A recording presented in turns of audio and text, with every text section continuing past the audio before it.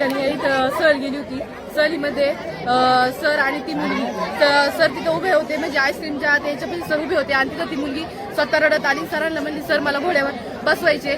Sir आमचे friendly असल्यामुळे sir बोलले चल मी तुला बसवतो. आणि तिथं गेल्यानंतर त्या घोड्यावाल्या दादांनी त्या मुलीला बसवल्यानंतर ती मुलगी एका बाजूला झाली. एका बाजूला झाल्यानंतर सरांनी तिचा हात पकडून तिला फक्त सरळ केल्यानंतर तिचा आम्ही दिवसभर आम्ही एन्जॉय केला. घरी आल्यानंतर दुसऱ्या दिवशी संध्याकाळी असं कळलं की सरांना मारहाण झालेली आहे. 20-25 जण इथं येऊन कवठे गावातील 20-25 जण सगळे लोक आले होते. लाठ्या बिट्या सगळ्या घेऊन त्यांनी आमच्या सरांना खूप अशी मारहाण केलेली. आम्ही तिथं स्वतः बघायला होतो. सरांनी तिला कुठल्याही प्रकारचा बँडेज वगैरे काहीही केलेलं नाहीये.